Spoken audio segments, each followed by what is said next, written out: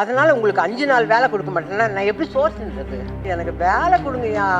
நான் இன்னைக்கு உயிரோட மறு ஜென்மம் எடுத்து இங்க நிக்கிறேன் உங்க முன்னாடி எல்லாம்னா அதுக்கு நீங்க எல்லாம் வேலை கொடுக்கலாம் அப்படின்னு எழுதி எனக்கு வேலை வாங்கிட்டாங்க. ரொம்ப சந்தோஷமா போவேன். அனைவருக்கும் வணக்கம். நம்ம எந்த ஒரு நிகழ்ச்சியை ஆரம்பிக்கிறதுனாலும் இறைவணக்கம் பாடுவோம். நான் இப்போ இறைவணக்கம் பாட சொல்லலை.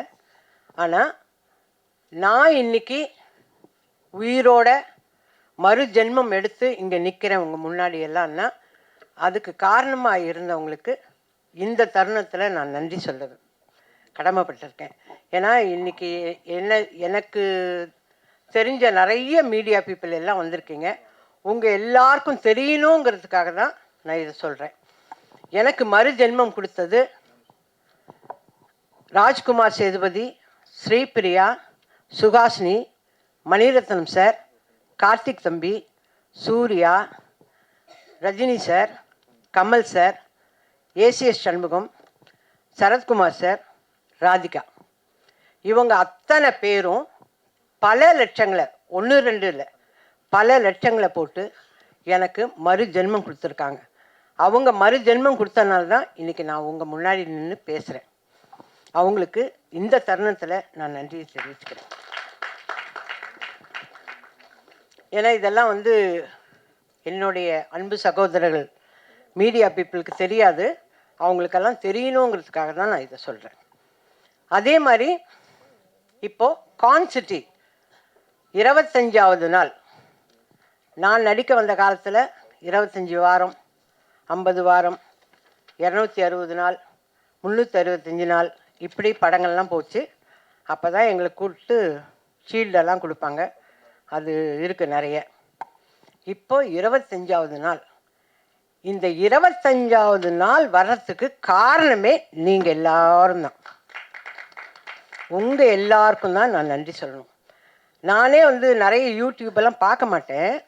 இதை பார்க்கும் போது இங்கே வந்தவர் ட்ரெய்லர் ரிலீஸ் ஆன அன்றைக்கி வந்த ஒரு யூடியூப்கார் சொல்கிறார், நான் பார்த்தேன், அது நல்லா இருந்தால் படத்துக்கு போவோம், இல்லைன்னா வேண்டான்னு இருந்தேன். ஆனால் படத்துக்கு போய் உட்காந்துட்டு வெளியிலே வர முடியல. அந்த அளவுக்கு அது அவ்வளோ இன்ட்ரெஸ்டிங்காக இருந்தது. அந்த படம் ரொம்ப சூப்பராக பண்ணியிருந்தாங்க அப்படின்னாங்க. நிறைய பேர் சின்ன சின்ன ஆடியன்ஸ் எல்லாம் கேட்குறாங்க. இவங்க எல்லாருமே ஐயோ ரொம்ப நல்லா இருக்குங்க, ரொம்ப நல்லா இருக்குங்கன்னாங்க. நிறைய வருஷத்துக்கு அப்புறம், நிறைய வருஷம், அதாவது அருணாச்சலம் இதெல்லாம் முடிஞ்சதுக்கப்புறம் வடிவக்கரசியம்மா இதில் நல்லா பண்ணியிருக்காங்கன்னாங்க. ஐயோ நான் திருப்பி படிக்கிறேன். எதோ மறந்தா போல எழுதிச்சு அந்த புள்ள அப்படின்னு சொல்லிட்டு திருப்பி படிக்கிறேன். அந்த மாதிரி அவ்வளோ சந்தோஷமாக இருந்தது. சரிங்க, ஒருத்தர் நல்லா நடித்தா, நான் இதை கேட்டுடுறேன், கோச்சிக்காதீங்க யாரும். நீங்கள் எல்லோரும் யூடியூப்பில் வடிவக்கரசி, யோகி பாபு நல்லா நடித்தாங்க, இவங்க நடித்தாங்க, அவங்க நடித்தாங்கன்னு எல்லாம் சொல்கிறீங்க. ஓகே, இவங்களுக்கு வேலை கொடுங்கன்னு ஏன் எழுத மாட்டேன்றீங்க, சொல்ல மாட்டேன்றீங்க? அந்த காலத்துலையாவது தினத்தந்தியில் ஒரு வழி எழுதுவாங்க, இவர்களுக்கு நல்ல எதிர்காலம் இருக்கிறது அப்படின்னாவே ப்ரொடியூசரோ டைரக்டரோ அதை படித்தா, ஆஹா அப்போ வடிவுக்கரசின்னு ஒரு நடிகை வந்திருக்கு, அதுக்கு வேலை கொடுக்கலான்னு வாங்க. ஆனால் நீங்கள் எல்லாம் அந்த ஒரு வார்த்தையை சொல்லுங்களேன் தயவு செஞ்சு. நீங்கள் சொல்கிறீங்க இந்த தேங்க்ஸ் மீட் முடிஞ்ச உடனே உங்களோட யூடியூப்லலாம் வடிவுக்கரசி நல்லா நடிச்சிருக்கு, அதுக்கு நீங்கள்லாம் வேலை கொடுக்கலாம் அப்படின்னு எழுதி எனக்கு வேலை வாங்கிட்டாங்க. ஏன்னா எங்கள் டைரக்டர் கொடுக்குற மாதிரி தெரியல, அவர் போயிட்டார் ஷூட்டிங்க்கு. இதில் கான்சிட்டியில் நடித்த Yogi Babu sir super busy, அவர் ஆல்ரெடி பிஸி. தம்பிக்கு 4 படம் வந்திருக்கு. தம்பி நம்ம அர்ஜுன் தாஸ் தம்பி ஆல்ரெடி ஈசிஆரில் செட்டு போட்டு அங்கே பாட்டு பாடின்னு இருக்கார். ஓகேவா? இதெல்லாம் கேட்குறேன், நான் கேள்விப்படுறேன், எல்லாரும் இருக்காங்க. நான் என்ன பண்ணுறேன்னா வீட்லேயே உட்காந்துருக்கேன். வீட்லேயே உட்காந்து யூடியூப் எப்படி ஆன் பண்ணுறதுன்னு நல்லா கற்றுன்னு இதெல்லாம் பார்க்குறேன். அதுதான் நான் கேட்குறேன். எல்லாரும் சொன்னாங்க, இந்த தம்பி சொல்லிச்சு, அம்மா நீங்கள் சூப்பராக ஆக்ட் பண்ணியிருக்கேன். கரெக்டு கண்ணு, ஆனால் ஒரு படம் கூட வரல இன்னும். எனக்கு வேண்டியது வேலை. எல்லாரும் நீங்கள் இந்த படம் முழுக்க வந்துட்டீங்க, அதனால் உங்களுக்கு 5 நாள் வேலை கொடுக்க மாட்டேன்னா நான் எப்படி சோர்ஸ்ன்றது? 5 நாள் வேலை கொடுக்க மாட்டேன், 3 நாள் வேலை இந்த ஈபியை கேட்டால், அம்மா நீங்கள் 10 வருஷம் அக்ரிமெண்ட்டில் இருக்கேன். என்ன அக்ரிமெண்ட்டு? நான் என்ன சொல்கிறேன், அக்ரிமெண்ட் இருக்குல்ல, மாதம் ஆனால் எனக்கு சம்பளம் அனுப்பிடு. அதை செய்யுங்களேன். மாதம் மாதம் வடிவுக்கிற அம்மாவுக்கு சான்ஸ் கொடுக்குறோமோ இல்லையோ, சம்பளம் மட்டும் அனுப்பிடுவோம் அப்படின்னு செய்யுங்க. விசு சார்லாம் அப்படி தான் பண்ணார். விசு சார், வி சேகர் சார்லாம் எங்களுக்கு மாதம் மாதம் சம்பளம் அனுப்புவார். அந்த மாதிரி பண்ணிங்கன்னா சந்தோஷப்படுவேன்.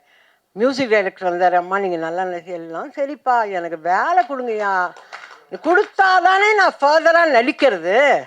இப்போது ஹரிஷ் சார் வந்து இந்த அம்மா ரஃப்பாகவே பேசுவாங்க, அப்படியே பேசுவாங்கன்னு எல்லாரும் நினச்சிருந்தது உடைச்சிட்டார். இல்லைங்க, அந்த அம்மா காமெடி கொடுத்தாருல பண்ணுங்கன்னு சொல்லி ஹரிஷ் சார் உடைச்சார். அந்த மாதிரி நீங்கள்லாம் வேலை கொடுத்தாதானே நான் செய்வேன். நான் வந்தது வந்து உங்களுக்கு தேங்க்ஸ் சொல்கிறதுக்கு மட்டும் இல்லை, உங்கள் மூலியமாக எனக்கு வேலை வரணும்.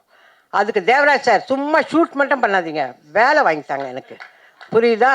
நீங்கள் நடிக்க வந்துட்டீங்க, நான் என்ன வேலைக்கு போகிறது? எழுதுகிற வேலைக்கு போவேன் நான்? முடியாதுல்ல. அதனால் வேலை வாங்கித்தாங்க. ஹரிஷ் சார்கிட்ட இப்போ வருவார். உங்கள் எல்லாருக்கும் நன்றி, நீங்கள் எல்லாம் நல்லா நடித்து கொடுத்தீங்க, ஏன்னா ஹரிஷ் சாரோட டீமுக்கு நன்றி எல்லாம் சொல்ல வருவார். ஓகே. ஆனால் அவர் நம்மளெல்லாம் அழ வைக்கிற மாதிரியெல்லாம் சிலது பேசுகிறாராங்கள்ட்ட எனக்கு கஷ்டமாக இருக்குது. எனக்கு அதெல்லாம் பேசுவார். அப்படியே கண்டிப்பாக நான் எடுக்கிற படத்துலலாம் அட்லீஸ்ட் ஒரு நாள் வேலையாவது வடிவுக்கரசி அம்மாவுக்கு கொடுப்பேன் அப்படின்னு ஒரு சத்திய வாக்கு கொடுத்தாருன்னா ரொம்ப சந்தோஷமாக போவேன். அது எப்படிங்க, அவரோட டீமில் பாட்டு எழுதுறவர் இருப்பார், மியூசிக் டைரக்டர் இருப்பார், அர்ஜுன் தாஸ் தம்பி இருப்பார். ஆனால் நான் இருக்கக்கூடாதா? நான் இருக்கக்கூடாதா கேட்குறேன் இல்லை? அப்போ நான் வேலை செய்யலையா? அப்போ நல்லா செய்யலையா? சும்மா சொல்கிறீங்களா? என்னை கூப்பிட்டு வந்து உட்கார வச்சு, சரி இந்த வயசான காலத்தில் இதுக்கு இதையாவது நிம்மதி இருக்கட்டும்னு சொல்கிறீங்களா? நான் நல்லா நினச்சேன்னு உங்கள் மனசாட்சிக்கு தெரிஞ்சால் எனக்கு வேலை கொடுங்க அண்ணாச்சி. நீங்கள் போகிற இடத்துக்கும் எனக்கு வேலை வாங்கி கொடுங்க அண்ணாச்சி. சும்மா நீங்கள் குழந்தைங்களோடவே இருந்தேன் எப்படி?